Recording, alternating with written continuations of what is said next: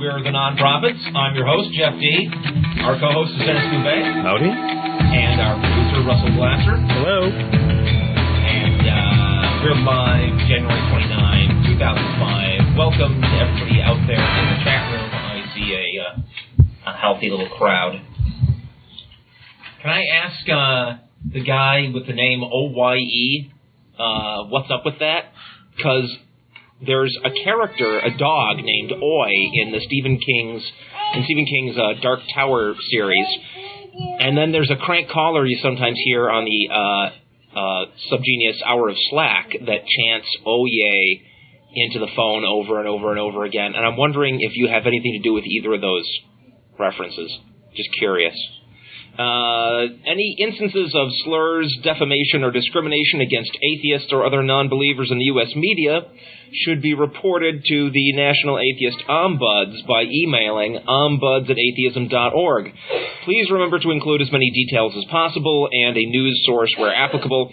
Incidents will be reported to participating national and local non-theist organizations who have agreed to distribute press releases regarding the reported subject matter.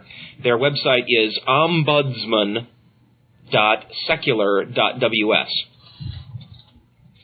More news on the Heart of the Beholder film project. That is a independent film being made chronicling the events surrounding a fundamentalist Christian uprising against a video store that dared to carry what was that film?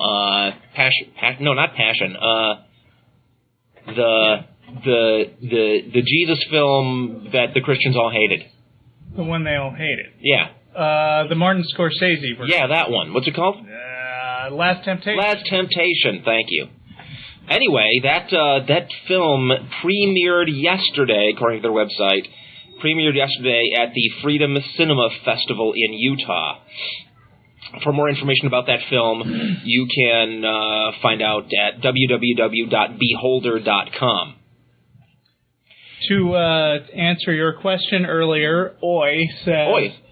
Well, he didn't say how to pronounce it, but he just said, I've read almost all King novels, but not The Dark Tower, and these are 3 random letters I typed. Wow. Well, there's a dog-like character named Oi, but I think it's just O-Y. There's no E. That would be 2 random letters. Thanks, Oi. The February 20 ACA lecture series speaker will be Heather Alden, outreach director of the Texas Freedom Network. The lecture is going to be at the Austin History Center at 9th and Guadalupe here in Austin, Texas at 12:30 p.m. Heather's lecture is titled The Religious Rights Legislative Agenda and Threats to Texas Families. Heather is cool. I met her at the textbook hearings that one time. Yeah? I liked her. The Texas Freedom Network, www.tfn.org, advances a mainstream agenda of religious freedom and individual liberties to counter the religious right. Okay. Dennis is busily marking up his news stories. Yes, I am. That's good. Doing my best. At least you brought a bunch of news today. I'm a little skimpy, and Russell's got nothing. So this will be... I just print something. Distribute it around here. Huh. You know, it'll be an odd show. You get a chat room, and you get some guys to read the parts of the people in the chat room. Then you can type in the chat channel and listen to the conversation playing out, being like performed by the people on the audio channel. That would be interesting. Wouldn't that be it? It reminds me a little bit of something The Daily Show has been doing lately. Yeah. They have transcripts of right-wing talk shows read by little kids. So you've got like 4 kids performing the roles of like Sean Hannity and Ann Coulter, and then this one liberal who they keep shouting down, and then you've got Alan Combs off to the side, and the girl just sits there staring at the script for a long time, and then she says, "We'll be right back." Oh, man. That's hilarious.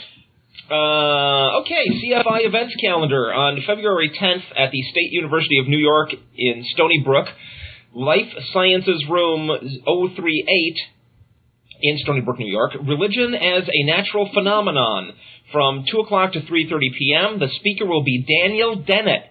If you don't know who Daniel Dennett is, he's like this brilliant frickin' philosopher dude. Yeah.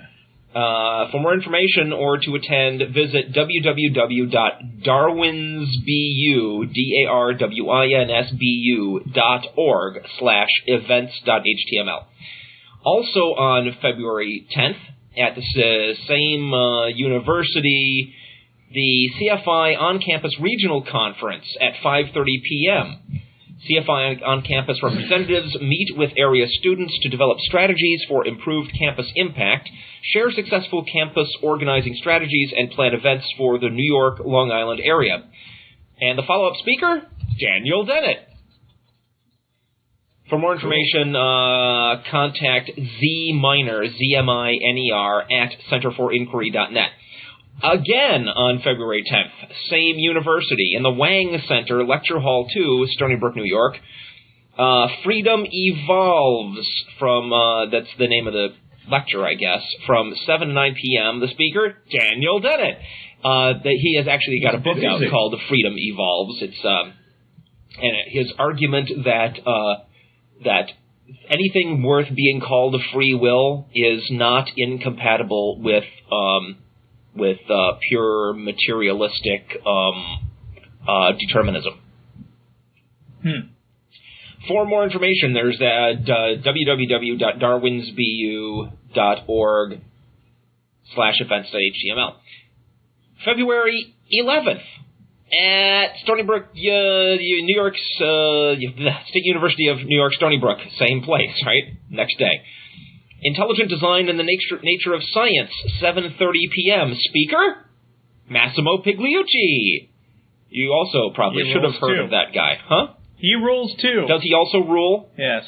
Do Dennett and Pigliucci rule together, they jointly? sort of They're like co-rule. co-rulers? They have equal sharing of duties. Good, because I wouldn't want them to be in, competing kingdoms. www.darwinsbu.org/events.html. February 11th through 13th, in the Deauville Beach Resort, Miami Beach, Florida, CFI Florida's third annual conference, How Will Our Democracy Survive? Progress in a Regressive Society. Topics for the conference will include the moral agenda for the future, the American historical tradition of humanist values, the ethics of creative fulfillment, living the good life, exuberance and joy, sexual compatibility, and human rights and responsibilities. For more information or to register, visit cfiflorida.org/events/index.html or call 1-800-398-7571 or email info@cfiflorida.org. February 16, does science make the public more ignorant or more literate? At the State University of New York at Buffalo, 555 Baldy Hall, Department of Learning and Instance, in Amherst, New York, 12 p.m. Speakers, Austin Dacey and Xiaofeng Liu. I have no further info for information. No further links for information. February 17th, does God exist? At the Satellite Student Union, California State University in Fresno, California. 7 p.m. Speakers, Austin Dacey and William Lane Craig, the Left Behind guy. Oh. For more information or to attend, it'll contact... be badly written. It what? Nothing. I haven't read the damn thing. Anybody out there read any of those Left Behind books? I'm quite curious. I saw the movie. Can you make sure that cat stays off the microphone cord? I've got reports that your mic is cutting in and out. That's okay. It's the cat, folks. There's a cat on the table. Yes. All right. No more cat. For this debate, Austin Dacey and William Lane Craig, contact sjordan@centerforinquiry.net or visit FresnoVeritas.com. Warning, FresnoVeritas.com is a stuck-up, fundamentalist, right-wing Christian site. Okay. How about some news, Dennis? You ready to start? Oh, yeah.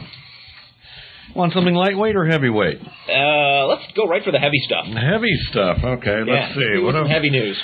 Here's how's my mic doing now? Are we good? Bizarre one. To me, Mr. Producer? Go, Dennis. This one has issues. Vatican City. Yeah. The Vatican is praising an Italian woman who died after refusing cancer treatment that it would have required her to have an abortion. Uh-huh. She died this week after giving birth to a baby boy.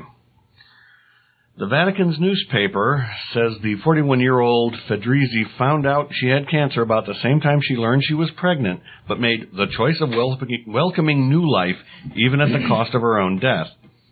Besides the new baby, she left 2 children, ages 10 and 12, and a husband who says he supported her choice of faith. Yeah? So what do you think about that? Creepy. Uh-huh. Is the church then going to take care of the child? You're saying because the church is at fault here for telling her that that would be the right thing for her to die in order that the child might live? Right. I don't know. In these trade-offs of one person for another person, the right thing, the right answer would have been. I read the story in more detail. Mm-hmm. I didn't bring that one in because I thought it would be as difficult to talk about as it is. Yeah. Hey, let's not dodge these. Well, I asked for the heavy ones, so here it is. Right. It says that she found out she had cancer at about the same time she got pregnant. Right.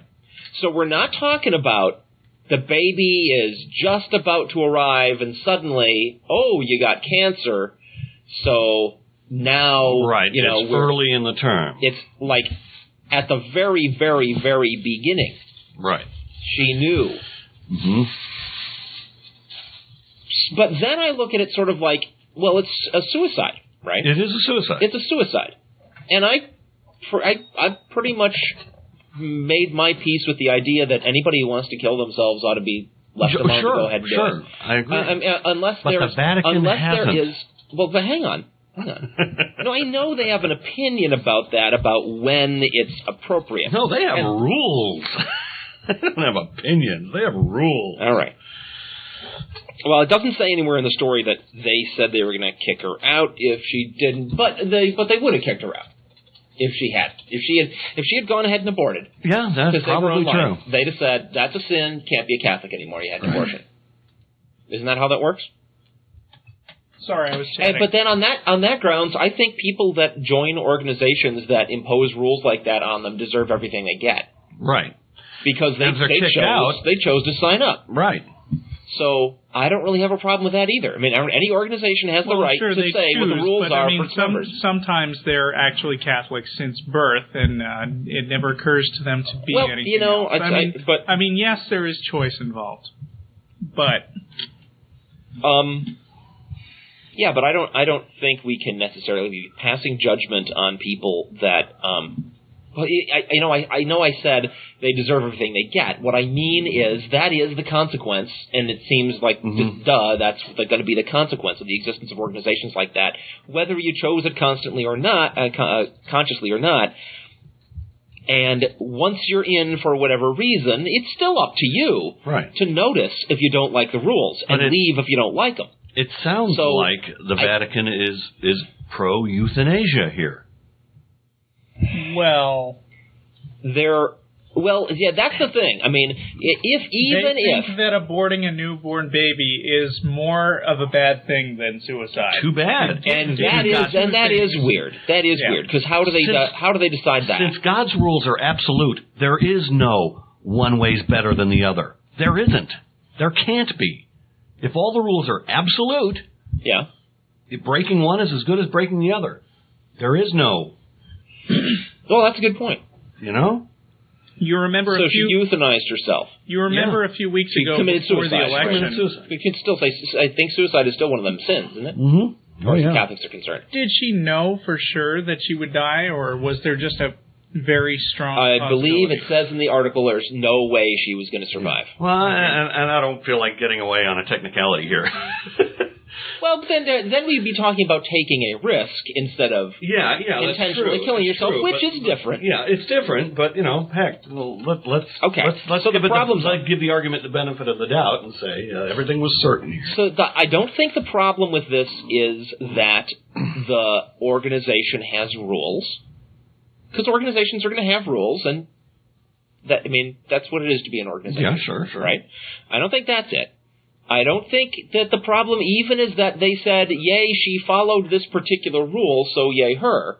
I don't particularly mind that. Mm-hmm. I don't particularly mind a person that she decided to kill herself in order to get a particular outcome. Right. Right? That is a conscious decision she made.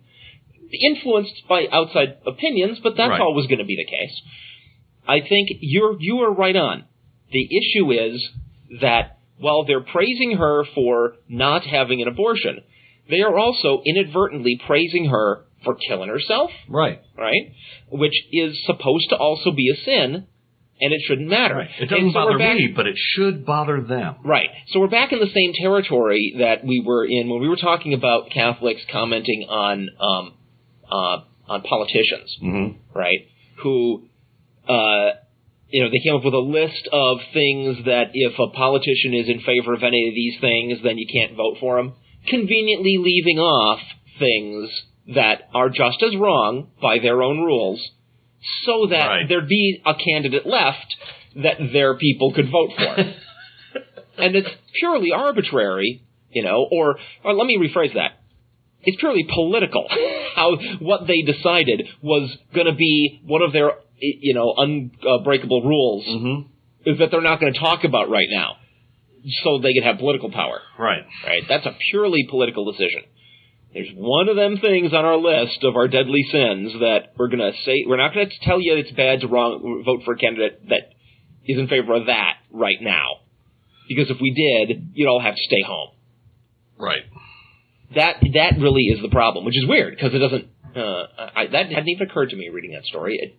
You got to think kind of more deeply about this shit. Yeah, it was a clear choice, and she made a choice. I have no problem with that. It's the hypocrisy shown by the Vatican. Yep. You're dead on. Thing. You're dead on. I agree. From a humanist or atheist perspective.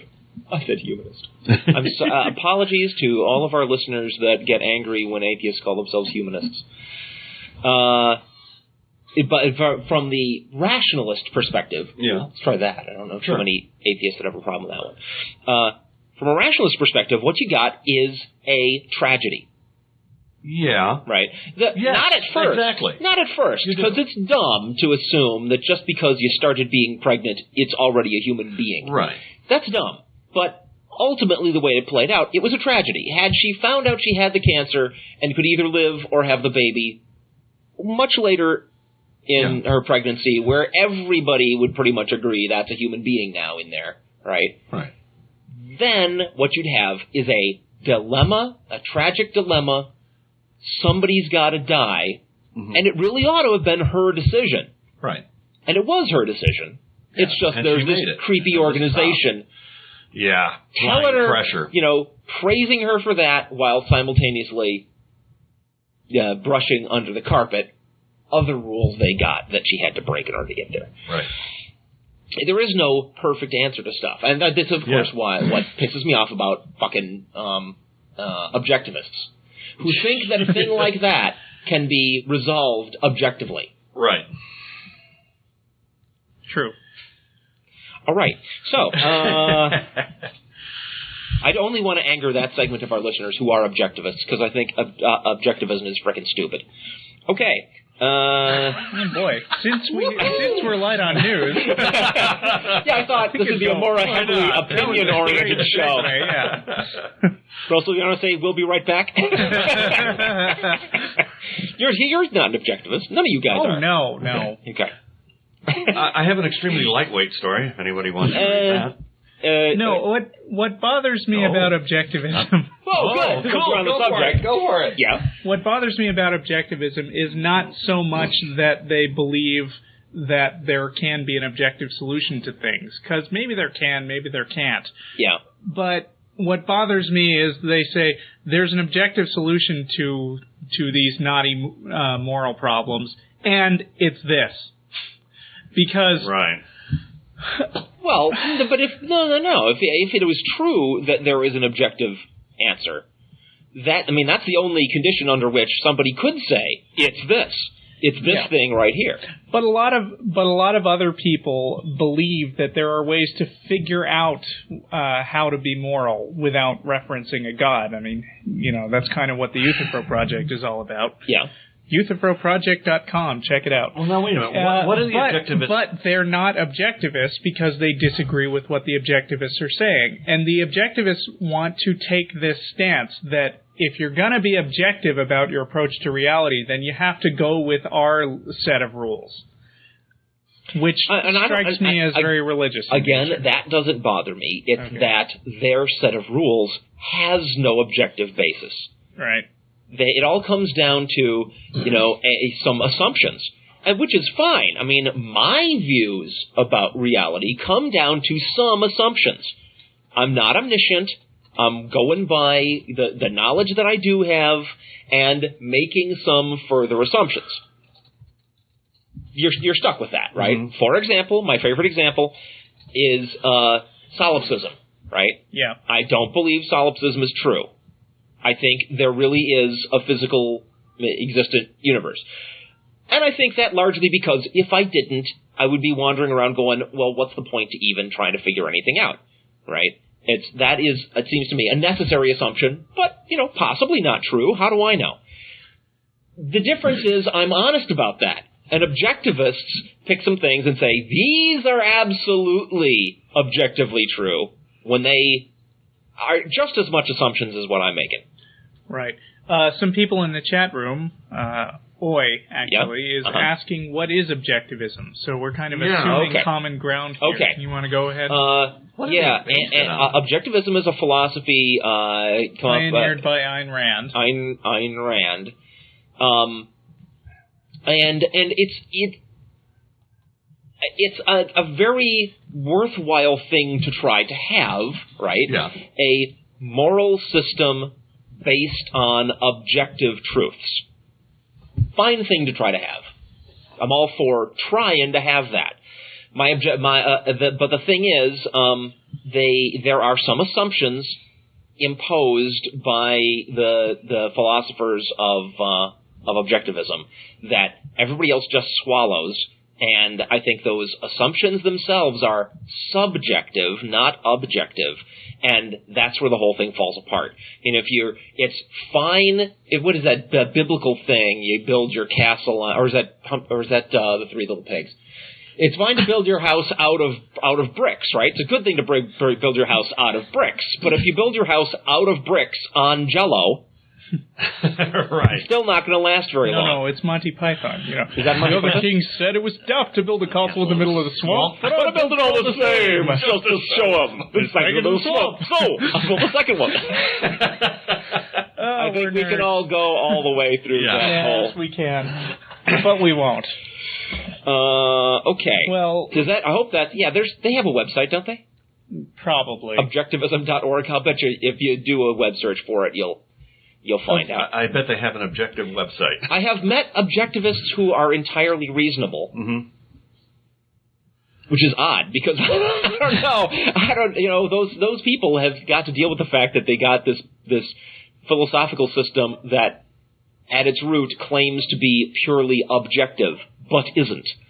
Right? But there are objectivists who, at later stages in the process, agree to recognize and accept that there's a certain amount of guessing going on, right? Yeah. Maybe not with the core assumptions, but with the later things. Do you remember a few years ago you got into a discussion in the atheist group with a fundamentalist objectivist? I do indeed. This to me, this memory of you arguing with this guy, I've sort of carried with me as sort of the epitome of what's the problem with objectivism. He stood up and made this announcement and read off this blurb about objectivism as if it was some kind of announcement during our regular announcements about things like when we would be having meetings and stuff. Oh boy. And he started like spouting objectivist tenets and assuming that everyone would agree with him. And a whole bunch of people came over and argued with him, and I believe it was Jeff Jones who said something like, you're treating Ayn Rand as sort of a religious figure. And he said something along the lines of, well, she was pretty godlike. Yeah, everybody wants to be right. At the root of all of our problems, right? The problems of atheists with other worldviews, and the reason why the thing that drove us to be atheists in the first place is the desire that all human beings have, and which is a good desire, to be right. And there's all kinds of different ways to get the sensation that you're right. One of them is to be a fundamentalist, where you just preemptively decide that you're right, or that the Bible is right? And once you've made that decision, why now everything's crystal clear. You know exactly what to do in every situation because the Bible will tell you. And if you're not sure where it is in the Bible that it tells you that, then you crack open the Bible at random and you do little Bible study readings and you concoct some answer from that. And you still tell yourself, why? That's absolutely objectively true that the Bible said I should sell my car for this amount of money, or to this kind of person. One of my very favorite things when I listen to religious talk radio is listening to them confidently assert really obscure points about what heaven and hell are going to be like, or just various things about what God thinks about particular things that they're just making up. I mean, come on. Yeah, it's not even in the Bible unless you really you can find a scripture that you can stretch to fit.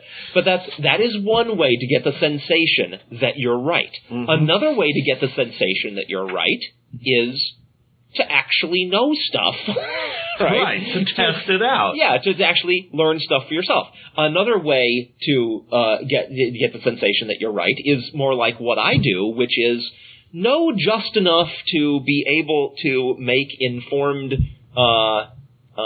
draw informed opinions about the validity of other people's statements. Sure. Right? I don't know enough science to be able to do physics, but I do know enough about how science works to be able to read a book that talks about physics and detect whether the guy writing the book really did science or not. Right? Right. So, there's all these different ways to approach things. I mean, being an atheist is about wanting to... we want that sensation that we're right, too. And I think that's what Christians are getting at when they ask us, well, what painful thing happened to you that made you turn away from God, right? They assume, well, the only reason you stopped being a Christian is because some really painful thing happened to you that made it no longer possible for you to accept that Christianity was right. And so you had to look for some other way to find what's right. And I didn't have a painful experience. I had a entirely peaceful, rational thinking experience that told me that Christianity wasn't right. But that's really what it all comes down to. Objectivism, what's scary about it is that it's exactly the sort of thing I'd want to have if I could. I would want to have an objective basis for determining what's right and wrong. An absolutely unquestionable basis for making it, so I could do like math to resolve knotty moral dilemmas. I'd like to be able to do that. I just don't think you can, and I don't see any evidence that you can. That not in a valid way, but you can convince yourself that you've got that basis, and then off you go developing objectivism and starting to be a prick by standing up in atheist meetings and reading objectivist manifestos to the group as if they were holy writ. Yeah. Okay. You have a soft one? Are we done with objectivists? Are we done beating those guys up? I guess we are. I love being able to stir up trouble. Do we actually have anybody... as atheists, we have to invent our own morality. And we feel that what we've got is, well, at least good enough for us. And it's not, we can't apply our rules to anyone else. All we can do is apply I can only apply my rules to me.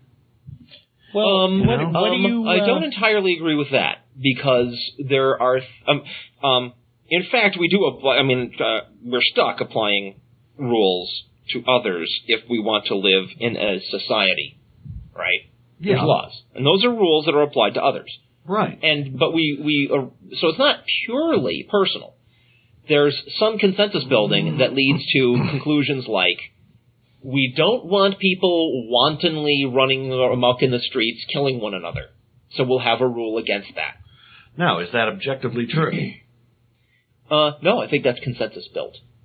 Well, it's true that I don't want people running. It is true. Right. It's true that I don't also, but right. And that consensus is probably really big. I think you can do something. I think you can concoct for lack of a better term, an objective moral system based on human nature. How all our brains are wired. It's got nothing to do with what's right and what's wrong. It's all about how do we live together peacefully. That's it. Okay. I have two responses to that. One is, on a few very, very, very major issues, you can find almost universal agreement. Yeah. Since it's not absolutely universal, you can't call it absolutely objective. Right. Right. So that's a concern there. Right. Right. Secondly, what was my second point? Not objective and the other thing is that I happen to know that our what we call human nature, right? Our evolved instinctive reactions and stuff. Not all of it is really beneficial from a rational standpoint. And it's perfectly okay, in my view, to set aside human nature and say, in this case, we're not going to let human nature dominate. We can intellectually see we'd rather things went a different way, and so we're going to make a rule against that. We have to take into consideration. Well, sure, we should take into consideration everything. Right. I mean, but I'm just saying. I don't think you can go from a purely human nature based morality, because if we do, we're going to be living in caves. You've worked on massively multiplayer games, yes, as have I. Yes. We have to deal with we had to deal with that every frickin' day, and we came up with rules that took human nature and directed it into beneficial paths. I see what you're saying. I'm not sure I like the example, because there's differences between between online games and real life. Yes, there are. I think you can act out even more of the nasty parts of human nature on an online game, and if you can direct those away from being destructive, you've done even better than you do in real life. I mean, because you have more to fight against. I think I generally agree with you. The thing is, in an online game, the online role-playing game, it's the lack of consequences that uncorks the genie bottle and lets all of people's baser instincts loose. They can do anything. All right. That the rules allow them to. Yeah. And then you get people actually arguing online that it's a cool idea to kill other players when they don't want to, because it's just like real life. If you if you walk down the streets, there's a chance somebody could jump out and randomly kill you. Your rules have a bug that allow me to cheat, so I'll cheat. I mean, it allows me to. The game allows me to. Why is that bad? Right. And I once again, I'd like to blame my favorite scapegoat. No, not objectivism. But Christianity and that and other belief systems that teach people that morality is a monolithic absolute imposed from outside. Because that's why people can come into online games and conclude that if there is some bug that exists in the game that you can exploit and get a benefit, that is the same as it being okay. Because because anything that's not okay would be impossible. Right. Right. Because I've actually tried to become a player killer in games, because I heard that there's a rush involved, and I wanted to check it out. A long time ago, when Diablo 1 was one of the first games that a whole lot of people were playing, I read a website about how to sneak up and kill people and steal their stuff. Right.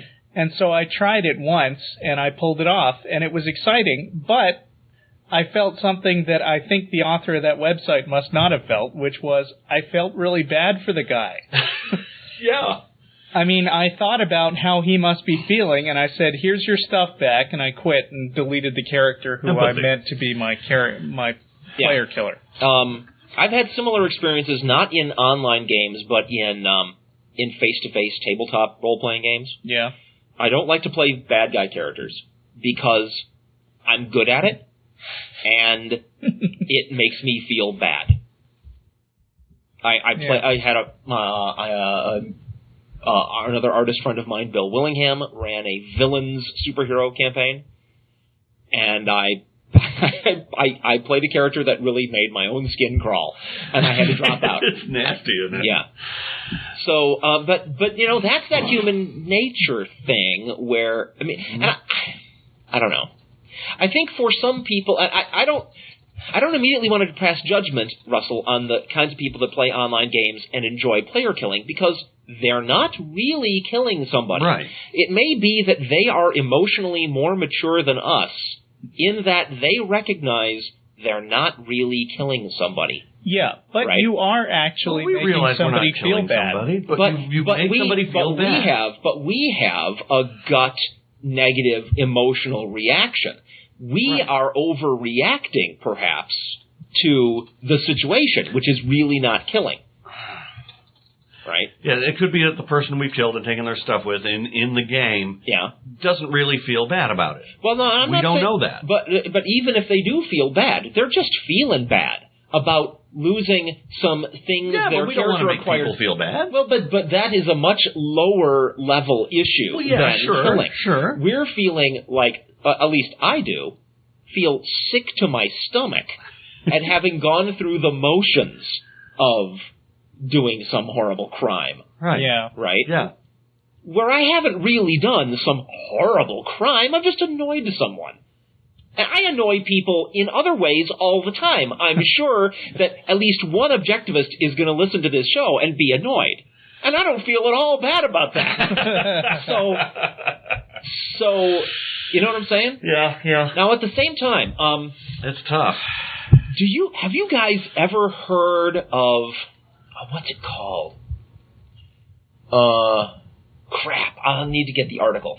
My wife shared with me website, somebody's blog, where they were commenting on this practice. There is such a thing as hunting, and I'm making the scare quotes, hunting that involves a caged animal that has never lived in the wild, has no experience with human beings, right? Yeah. Being brought to a place where the cage is opened, they walk out of the cage, and 5 seconds later, they're killed by a hunter. Scare quotes again. Whoa. This is this whole practice of hunting caged animals. There's a Megadeth song about that, actually. There is? Yeah. You know what the practice is called? No. But I remember it had really great lyrics. I mean, the song did. Really it was like biting. But people do this. Point blank, you're so courageous, something like that. Okay, sounds like the same thing. The guy who wrote the article was talking about another person he knew who went hunting with a bow and arrow, like in a big SUV with a moonroof that opens up. Right. And he lured the animals with sugar and grain and then shot them with his arrow. Never bothered to chase them. Never bothered to see if the animal actually died. Never collected it for meat or trophies or any other kind of, anything. Just for the fun of shooting pointed objects into animals. And then he went on to this other practice, which, by the way, according to this article, most of that that thing that I can't remember the name for, the shooting of caged animals, happens in Texas. Yeah. But that's not a surprise. And he likened it, I love this analogy, he likened it to your friend drugs a girl for you and you rape her, and then you brag about how you got laid. Right. There's a sport for now, you. So I bring this up. My because sense of empathy forces me to conclude that these hunters should be put through the same process as the animals. Give the animals machine guns. If anybody in the chat room knows what that's called, this shooting of caged animals that I'm talking about, I can't think of the term. I just read this thing last night. But anyway, the reason I bring that up, there's a technical term. The reason I bring this up is on the other side of the coin. While on the one hand, it just now occurred to me, maybe we're the ones who are emotionally overreacting. Canned hunts? Canned hunting. Oh, that's it. Right? Canned hunting.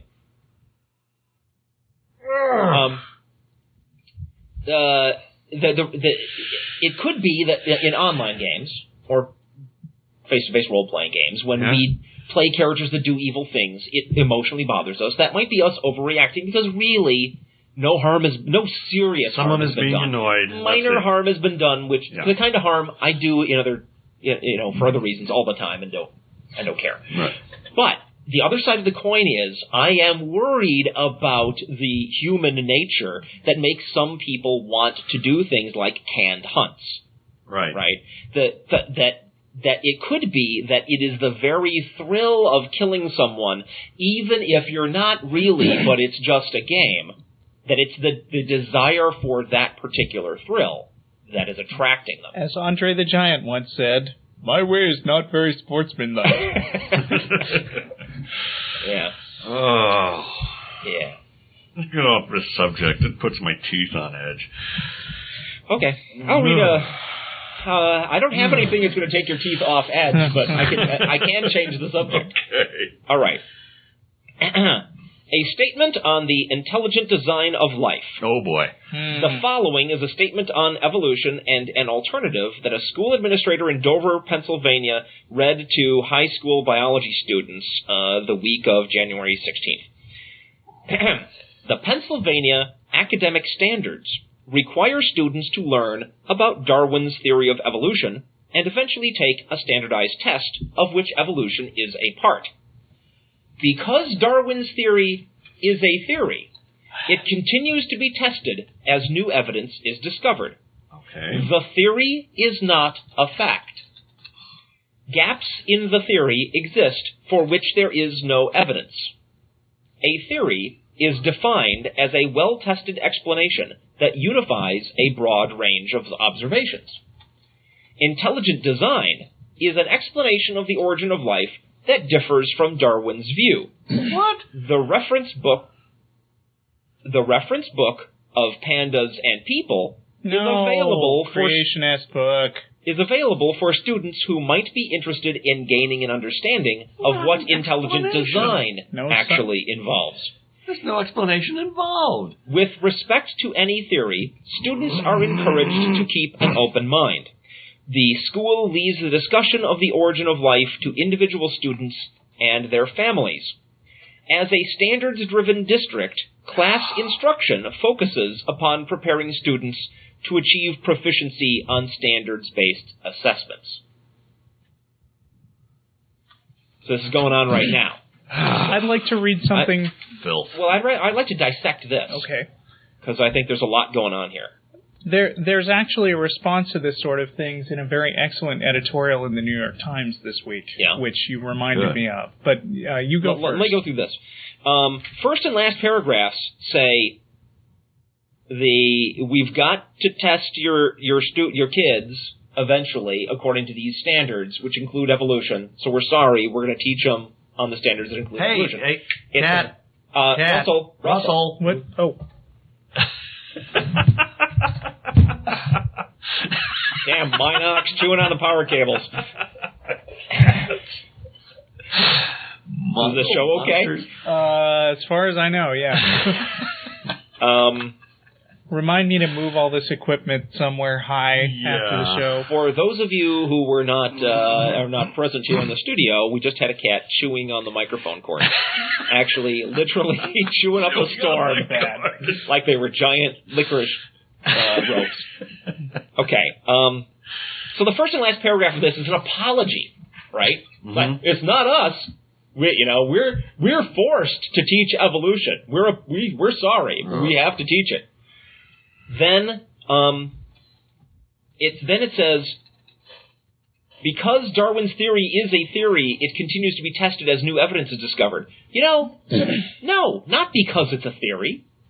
Pretty much everything in science continues to be tested as new evidence is discovered. I mean, discovering new evidence is the result of testing, pretty much. Yeah. Occasionally we stumble across something, but, most, particularly in a well-explored field like evolution, we're not going to just stumble on something. It's, the testing happens automatically as we dig up fossils and see if they fit. Gaps in the theory exist for which there is no evidence. You could say that about anything. Yes. Yeah. Right? We are not omniscient. Duh. A theory is defined as a well-tested explanation that unifies a broad range of observations. That's right. Yeah. That's exactly right. And it does. Intelligent design is an explanation of the origin of life that differs from Darwin's view. No, it's not. Well, hold it. No. Pink bunny rabbits with magic wands created the world is an explanation. It's not a good explanation. No, they don't explain how they created the world. You can't just say magic and say that's an explanation. No, you have to explain how that works. I understand. It's not a scientific explanation. I understand the fine point you're arguing, but in a dumb sense, this is an okay thing to say. That's what they think is an explanation. Notice, though, they do not say it's a well-tested explanation that unifies a broad range of observations. They just say it differs with Darwin, which is also correct. Yeah. They better not say it's scientific. The reference book of Pandas and People, notice it's a reference book, not a textbook. That's nice. Right. I appreciate that. Not even really a reference book, I don't think. It's a polemic. Okay. It's a reference book in that you can refer to it. Correct. Yeah, some of these things are correct in a relatively... rather technical sense. Yeah. Tautological is available for students who might want to be interested in gaining an understanding of what intelligent design actually involves. I wouldn't be surprised if Pandas and People successfully gets across the idea of what intelligent design involves. It may very well do that. Magic. Right. Okay. With respect to any... Oh, wait a minute. I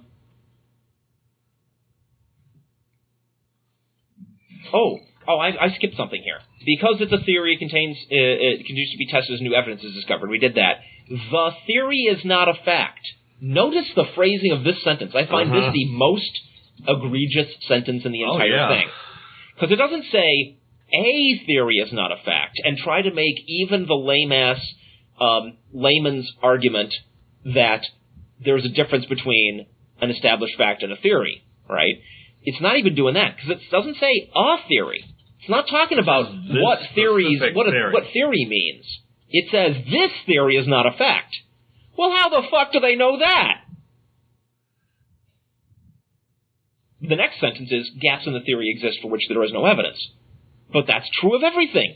There are gaps in any theory, right? Right. Tell me anything Tell me something you think is absolutely true. Dennis? Tell me an established fact. Gravity. Gravity exists. Absolutely. Sorry, you can't disprove solipsism. There's a hole in your proof. Right, there you go. Right? Ultimately, everything can be picked apart in that way. Right. It's a question of being reasonable about it.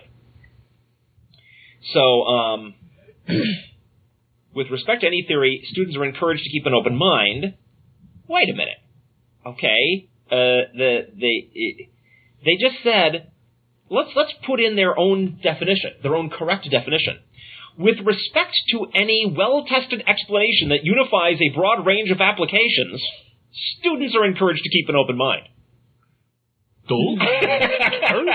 Here we have a well-tested explanation that unifies a broad range of observations. But, Anything goes. Anything goes. Could Somebody be makes magic something pictures. up, go for it. The school leaves the discussion of the origin of life to individual students and their families. Bullshit. No, it doesn't. The fuck they do. The school's job in a science class is to teach them science. Yes, you're right. And the first and last paragraphs of this little statement admit that. They have to teach evolution. They're not leaving it for discussions between individual students and their families. In what sense are they doing that? Is 2 plus 2 another one of those things that they should? It said they would be tested on it, so how are they supposed to leave the discussion of it out and then expect them to pass the test? Well, the last paragraph says, as a standards-driven district, class instruction focuses upon preparing students to achieve proficiency on standard-based assessments. In other words, they teach evolution. Right. So all they're really doing here, right? They're doing two things. One, they're slipping pandas and people in by the back door by saying, there's this other way of looking at it, and we have the book. If you want it, ask for it. We'll let you see it. Right? That's the one thing. The other thing they're doing is they're saying evolution isn't true. Right. Even though it's a well-tested explanation that unifies a broad range of observations, and they can't say the same thing about intelligent design. Mm-hmm. Even though evolution is that, it's not a fact. Why? Because we don't have it's not perfect absolutely perfect knowledge. Right. You people. Right. Let me just read this thing from the New York Times real quick. Okay. It was a very nice editorial. Okay, you're just going to read that paragraph. I'm just going to read a couple of paragraphs. One of them says, urging that evolution be studied carefully and critical seems like a fine idea. The only problem is, it singles out evolution as the only subject so shaky it needs critical judgment. Nobody does this with gravity. Right. Every subject in curriculum should be studied carefully and critically. Indeed, the interpretations taught in history, economics, sociology, political science, literature, and other fields of study are far less grounded in fact and professional consensus than is evolutionary biology. Yep. And the other part I was going to read was, before installing intelligent design in the already jam-packed science curriculum, school boards and citizens need to be aware that it is not a recognized field of science.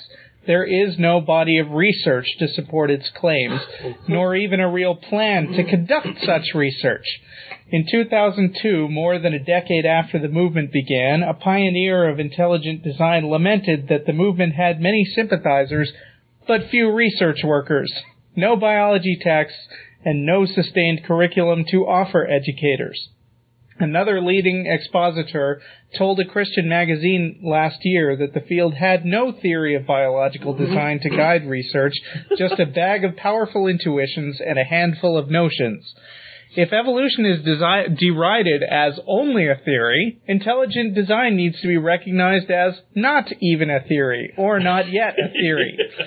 It should not be taught or even described as a scientific alternative to one of the crowning theories of modern science.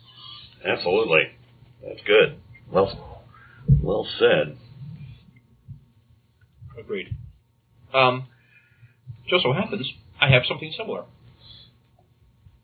You know, right? Remember Kansas? Kansas? Remember what happened in Kansas a few years ago? Yes. It was like the huge story. I visited Kansas this year. Other than that. Yeah. I remember what happened. Kansas was Russell went there. The Kansas Board of Education put intelligent design in schools. And there was an uproar. Big national news.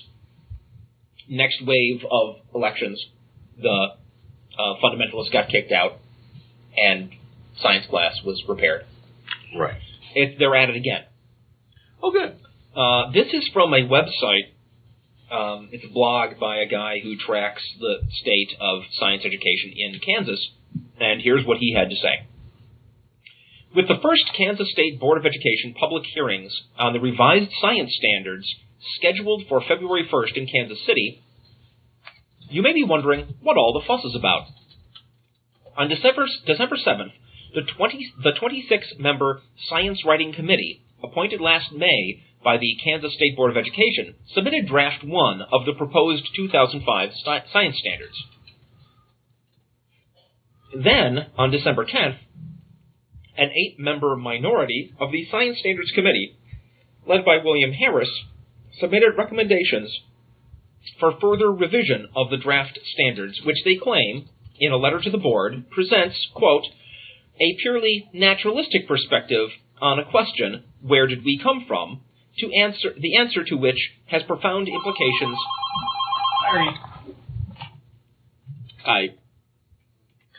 Profound implications. I distinctly recall asking all the telephones to be turned off. The answer to which has profound implications for ethics, religion, and government. This restriction is assumed to be a means of keeping public science education free from religion. However, religion includes both theistic and non-theistic beliefs. The naturalistic view that physical and chemical law plus chance are adequate to explain all natural phenomena supports non-theistic religions and belief systems, while the competing view that some form of intelligence may be involved supports traditional theistic beliefs. Here are excerpts from their proposed revisions. Quote, science is a systematic method of continuing investigation that uses observation, hypothesis testing, measurement, experimentation, logical argument, and theory building to lead to more adequate explanations of natural phenomena. Science is the human activity of seeking natural explanations for what we observe in the world around us. Science does so through the use of observation, experimentation, and logical argument, while maintaining strict empirical standards and healthy skepticism. Oh, I'm sorry. That is the section from the original thing, and they highlighted bits of that and said these bits have to change. But unfortunately, when I cut and pasted, I didn't get the blue highlighting. Right. So they didn't like bits of that. They go on to explain that, quote, the principal change here is to replace a naturalistic definition of science with a traditional definition. The current definition of science is intended to reflect a concept called methodological naturalism, which irrefutably assumes that cause and effect laws, as of physics and chemistry, are adequate to account for all phenomena, and that teleological or design conceptions of nature are invalid. No. Science. It says nothing like that. Science doesn't assume that there's no such thing supernatural. Science simply says that if there is something supernatural, then we can't test it, so there's nothing we can do about that. And if somebody comes up with a way to objectively test some supernatural thing, then the supernatural will then be accepted by science as one possible explanation that we can check out and verify. If it can't be checked out and verified, it's not science. Right. There's nothing there. Right. Sorry, I'm eating a donut. I shouldn't. Well, the thing is... Oh, but yeah, this I'll is fill dead air. Basic, horrible misrepresentation. Yeah, the thing is, I had an argument with a creationist online, which I always love, recently, this week. Yeah. And we kept on asking him to suggest testable predictions of intelligent design. And he threw out a bunch like, okay, intelligent design predicts that we'll never find so-and-so, or the simplest possible form of life will be really complex, or stuff like that. And people called him on these predictions, and he said, okay, if this prediction turned out not to be true, would that mean that you would admit that that proves there's no creator? Because the flip side of prediction is that when you predict something must be true, right? If it turns out not to be true, then it should disprove your theory. Mm-hmm. Right. And of course, disconfirm your hypothesis. Of course, those sorts of things aren't predictions, because even if it were the other way, they would still say, yeah, creator could have done that too. Right. At that point, he said, well, why do I have to make all these predictions? And then somebody posted a link to the scientific method, which is which is the only way to 1, observe, 2, make a hypothesis, 3, make a prediction based on the hypothesis, and 4, test. And so he said, okay, I've done all that stuff, but you keep criticizing it. No. At which point I said, well, science criticizes everybody. You can't just throw your theory out there and say, this is what I predict. I predict that the sky will be found to be blue. And that will prove my theory. Right. Your theory has to actually have something to do with the color of the sky. You have to justify why the prediction has anything to do with your theory. And if you can't justify that, then you don't get to be science. And you want to be treated special, and you just want to throw out any random thing as a prediction, and then get called science, which is what all intelligent designs want to do, is they want to be accepted by the education system without having to go through all those mean scientists who are trying to censor them. Right. So these guys are trying to redefine science. Yeah. To base it on they want to take out naturalism, what they call methodological. What the hell are they going to replace it with? This is Philip Johnson's lingo. Yes, Philip Johnson. They'll replace it with I had the dubious honor of asking him a couple of questions when he spoke at UT a few years ago. Wow. And let me continue with this guy's essay. He's got one paragraph left. So what's all the fuss about? Well, all they want to do is take the science out of science class. Right. If you read their revisions carefully, you'll see that they don't just want an alternative teleological explanation for evolution taught in biology. They now challenge the naturalistic explanation for what happens when students They now challenge the naturalistic explanation for what happens when students add aqueous ammonia to a beaker containing a few drops of aqueous copper sulfate in chemistry class. Maybe it wasn't the chemical properties that turned the solution blue. Maybe it was God or some unknown designer. This is exactly my point that I make in an essay on my website.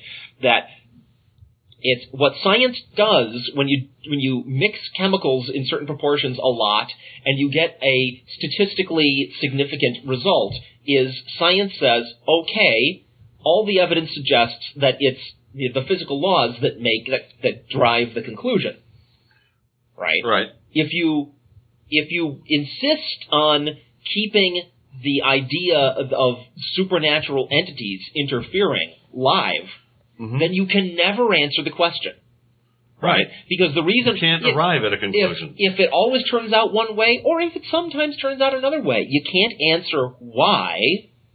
Because you don't know whether it's the physical laws, and everybody agrees that there are physical laws that are operating when no God is. I guess I shouldn't say everybody. Most people agree that even most Christians agree that when the God isn't interfering, things run along according to natural law. But these guys want to keep God there, so you can't ever draw a conclusion, no matter what. And that's what and if you can't draw a conclusion, you can't contradict their scripture. Yeah. Right. And the only way you can then answer the question of why did you get that result when you mix those chemicals, the only way you can get an answer is you go ask a priest. Right. The priest will tell you whether God had any stake in that, if he feels like it. Because he could just as easily say, well, son, I just don't know. God works in mysterious ways. Yeah. Science turns into second-guessing a supreme being. Right. Holy crap. Yeah. So there you go. It's the inclusion of the supernatural is basically it kills any rational methodical approach, anything. There's no way of testing. There is no longer it kills any knowledge. Right. There is no knowledge anymore. There is no longer any point to trying to figure anything out. Right. Other than by praying. Yeah. That's it. That's all that's left. And that's exactly what they want. Yes. Well, So I guess. I wonder what a Christian would say, what one of these fundamentalist dickweeds would say if you asked him that. I mean, do you want all questions to be resolved purely by recourse to praying to your God or asking one of his reps? I wonder what they'd say. I don't know. Because if they don't want that, if they won't say that that's what they want, then they can't take methodological naturalism out of science. All right. More news? You have more news, right? Oh, yeah. Back to you, Dennis. Oh, gosh. How are we doing on time, Russell? We got 20 minutes. Okay. 20 minutes. Okay. How about SpongeBob? I'll just do some quick stuff. Please, do you have SpongeBob? I have SpongeBob. Yeah. Let's do SpongeBob. Oh! How does the song go? Well, who lives in a pineapple under the sea? SpongeBob SquarePants! Absorbent in yellow and porous is he! SpongeBob SquarePants! If nautical nonsense be something you wish, SpongeBob SquarePants! then take off your pants and jump on my... It doesn't say that. Oh. All right. Can I do some really quick one-liner? Sure. Stories here first. Jewish rabbi Mordecai Elihu says, or former grand rabbi, says that singing in the shower is not a good thing. Oh, former grand rabbi? Yeah. Okay. Yeah. He said in a radio show. He said humming is okay as long as no as long as no Hebrew words cross your mind. Because Hebrew is not appropriate for the bathroom. What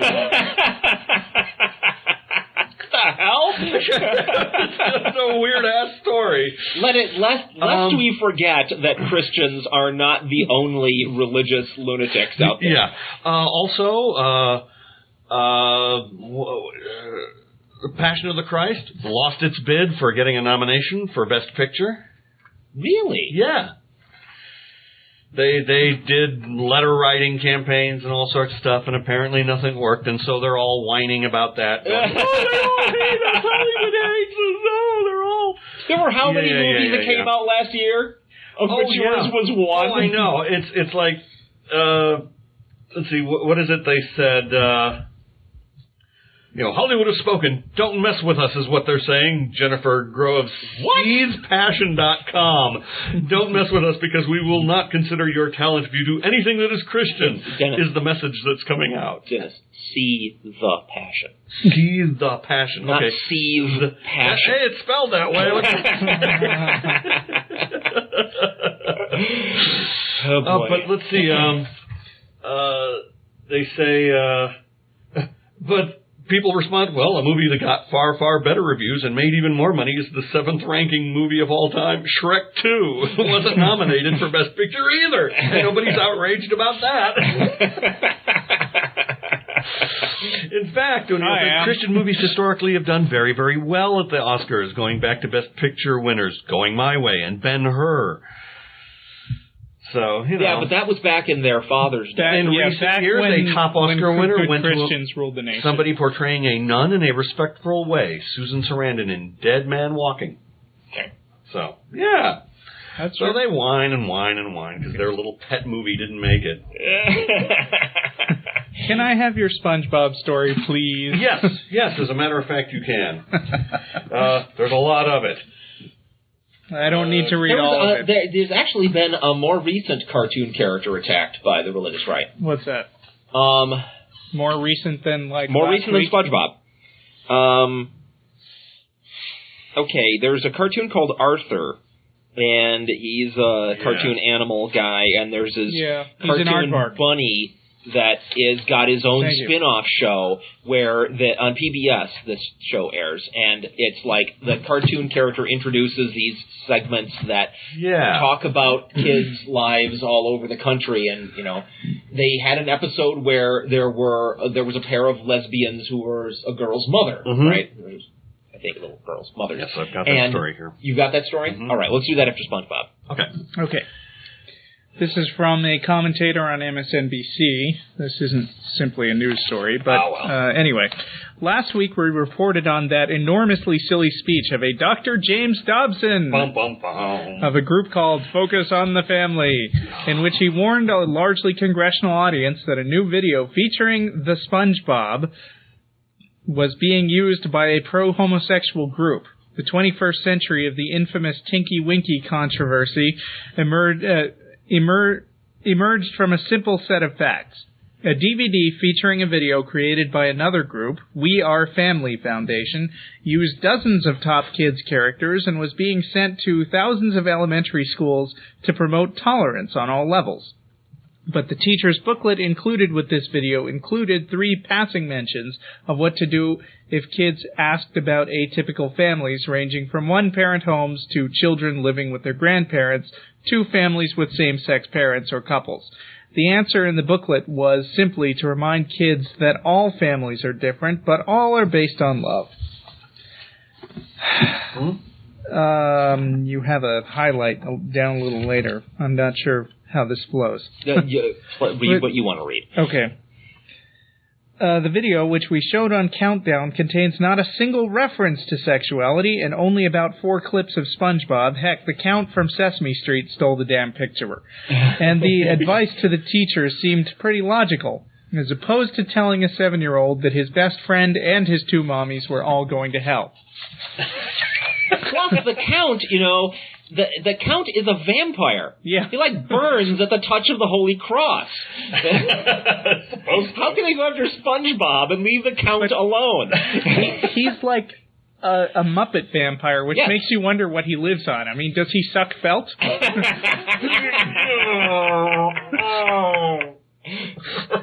go there. That didn't stop Dr. Dobson from approaching the video and its producers and SpongeBob as if they were the warm-up act for the apocalypse. Before airing the video, which should have been criticized for being a little long, where are the protest groups for that issue? I jokingly warned that if Dr. Dobson was right, then the video could turn you or your kids or your furniture gay or tolerant.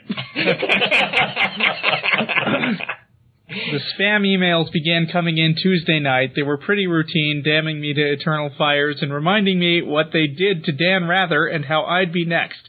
But now they were generated from James Dobson's own website, which of course negates their impact, and as a result, a lot of them were downright hilarious.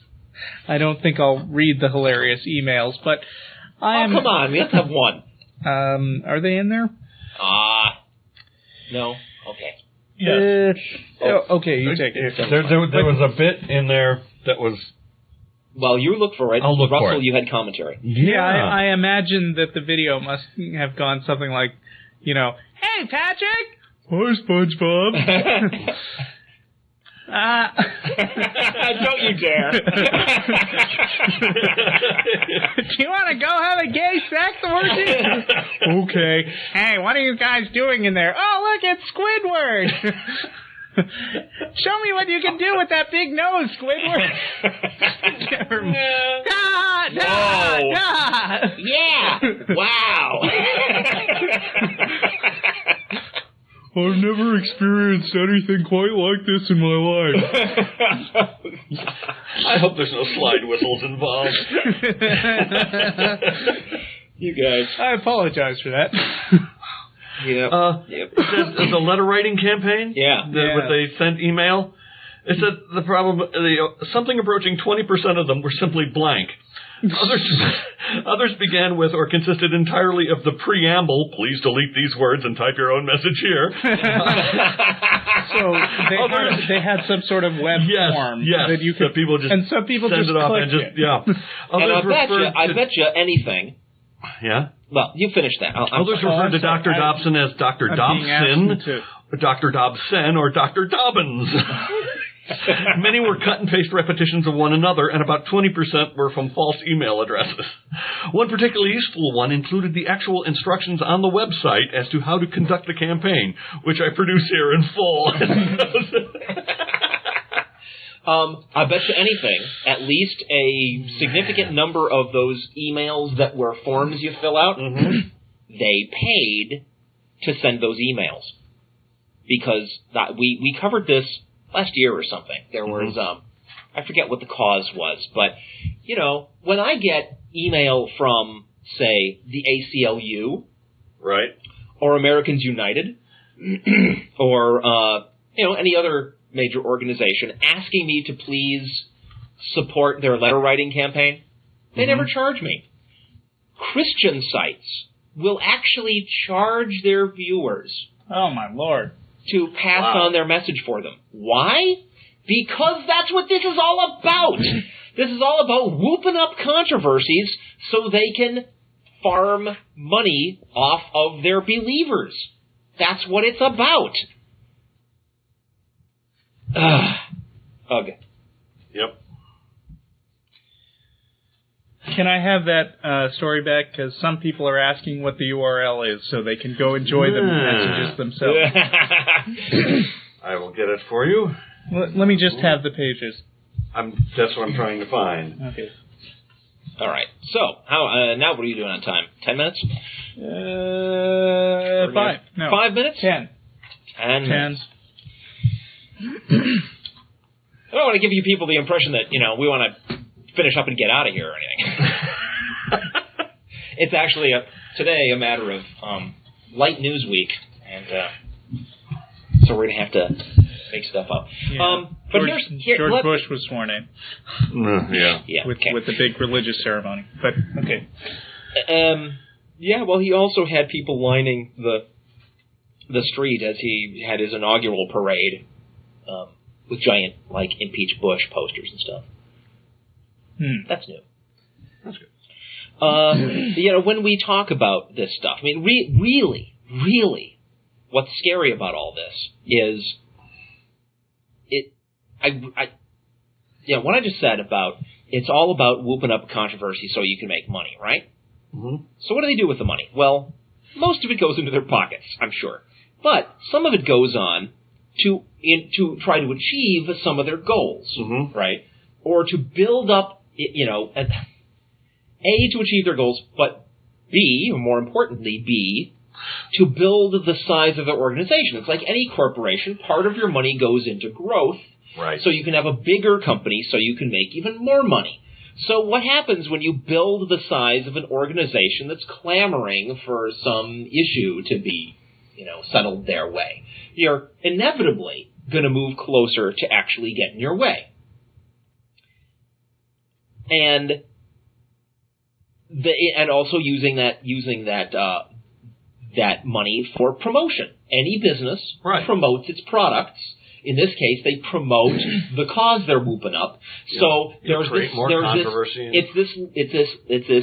reinforcing loop where the money comes in, they use it to whoop up the controversy even bigger, and they get even more money, and they whoop it up bigger, and they get more money, and they whoop it up bigger, and it just keeps going and going.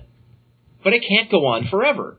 Eventually, as we are seeing with some fundamentalist groups angry now that Bush sort of hinted that maybe he wasn't going to push real hard to get gay marriage banned in the Constitution, right? Once you've built up your sizable following, they expect you to carry through, or to follow through. Okay, so they follow through. And eventually, they get their way. Then what do? They have to go on to the next cause. Right. And if they've already, you know, gotten evolution, gotten intelligent design taught in science classes, then they go after methodological naturalism. Yeah. They have to go after the next biggest inevitable cause. This is how fundamentalist movements become out of control monstrosities like we see in the Middle East. That's how. That is exactly how. Yeah, you get a little control, you got to get a little more control. My question is, are we making it worse? By talking about them? By being targets, by being opponents, by being the boogeymen that these guys can point their fingers to and say, you've got to give us money because of them. Do we contribute? Do we make this worse? What's the alternative? Well, I don't know. Nothing? I don't know, because I don't do you see think necessarily... If we got out of the way, they'd probably just win faster and move on to the next cause sooner. So you think we're functioning as a brake? At least one thing we do is slow them down and force them to drain the pockets of their followers more.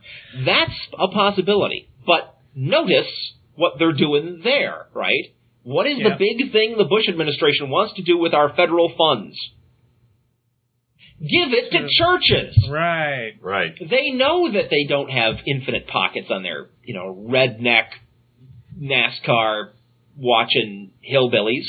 Yep. They got to get money somewhere else. They're going to use our money to feed their machine. Yep. Now, on the other hand, in Europe, where they get federal funds to operate their churches, at that point, they got a guaranteed income. What do they not have to do? They don't have to whoop up controversies. They don't have to grow their organizations.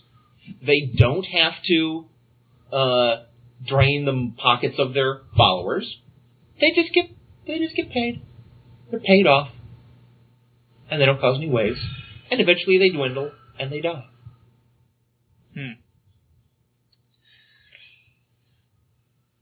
So am I right? We should help them. I don't think that'll what you're work. thinking? I think it's different here. I don't know that that's I think the if we had well, I'm sort of following this line of thought through as I go, but it does seem to make a certain amount of sense to me. I mean, as the way that the business of religion works in the United States is different from the way the business of religion works in Europe, right? Yeah. In Europe, religion is like PBS. That's it. I mean, PBS gets their funding, they put on their programs, they don't cause trouble, pretty much. Except for this, we didn't do the bunny cartoon story with the gay parents. Right. I mean, I've got a flaw in your theory. What's my flaw? There's England. Yeah. And then there's Afghanistan. Yeah. Right. And you don't think that the Afghanistan government got into power because there was a large core of people fighting against it, do you? You don't think that's not what I'm saying. We're not a large core of people fighting against Christianity here. Well, I mean, but that's not my point. If your suggestion is shut up and get out of the way, where do things like the Taliban that was where I started from? going, but I'm on this separate track now. Yeah. Right. The track is follow the money, and think about religion as a business. If it's a business, if it's a corporation, right. Then if it's a for-profit corporation, then they are going to act like a corporation. They're going to try to grow.